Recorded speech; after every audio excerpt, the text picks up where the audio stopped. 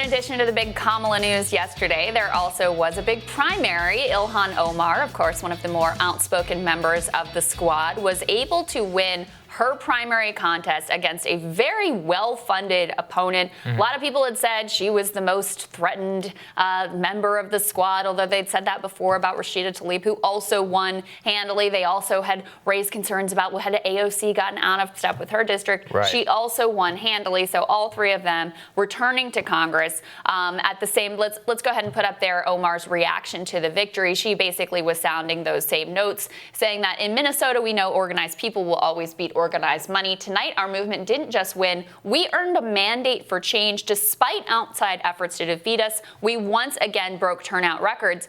And Saagar, that is significant.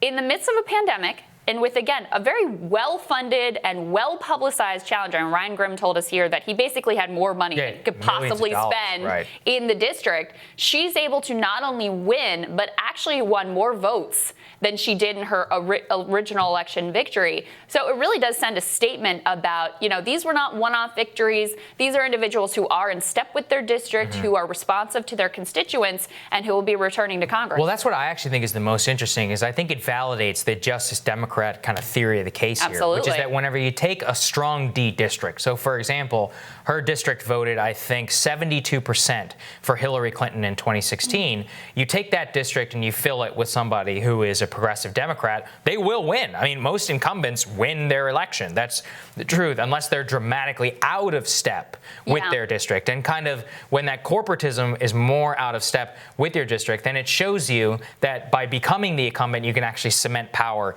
in the long term. So I do think that is the interesting thing. Now, I think, what is it, all four members of the squad have now survived primary challenges and have won. I don't think Ayanna Pressley faced a significant primary challenge. 3 out of the 4. Ilhan, Rashida, and AOC all won their primary challenges. All of them were well-funded. All of them were serious. All three of them took their primaries very seriously and ended up winning easily. Yeah, and I think, no, that's very significant. And yet, I mean, you're the one who pointed this out, which is that happened at the very same time that Biden and Harris are now the front runners of the party, right? So this is the part, and this is one of these, like, I don't have the answer yet. I just want to, like, kind of put the conundrum out there in terms of the future of the left and where the party is. Because you see the squad returning, overwhelming, no problem, dispatched with their primary challengers. We see Jamal Bowman, we see Mondaire Jones, we see, of course, Cori Bush, we see Alex Morse, who has, you know, a shot perhaps against Richie Neal. We also saw Suraj Patel almost take out Carolyn Maloney. I mean, there were Charles Booker almost beating Amy McGrath. You see this grassroots insurgent energy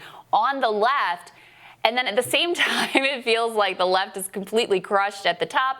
Biden picks Harris. And not only that, but the way that Bernie and, you know, let's throw up what he said, you know, he's all in on Kamala Harris, the way that he's bent the knee overwhelmingly. Congrats to Kamala. She'll make history as our next vice president. And then this is the one that kills me. She understands what it takes to stand up for working people, fight for health care for all, and take down the most corrupt administration in history.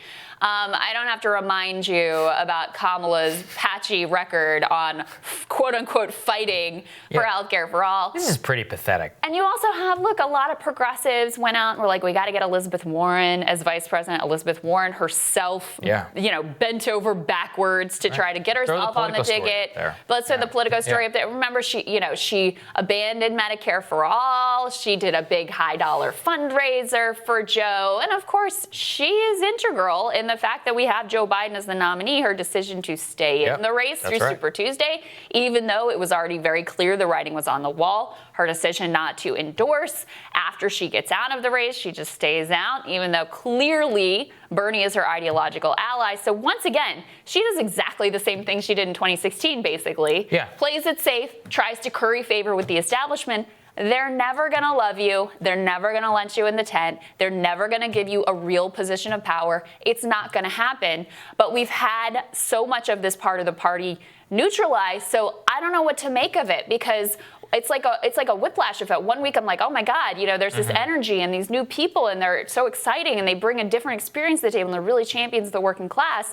And then the next week I'm like, they're abandon all hope. But the problem is that those leaders then bend the knee to Biden, right? Yeah, Look that's at Bernie. The issue. Look, AOC, speaking of the DNC, we're going to watch AOC say the Biden and Harris administration. By the way, they almost left her out. Yeah, and AOC is going to go up there and say Biden-Harris administration might be the most progressive since FDR. I mean, it's pretty depressing. Ilhan Omar, all these other people, like they're also all going to vote for Biden, maybe even campaign for Biden. That's significant. So if you elect leaders who are explicit champions against such politics, but then they bow to the National Party, that tells you a lot. Yeah, it does. And yet there is something hopeful that I don't want to lose sight of happening at the grassroots. And, you know, it's a longer term project.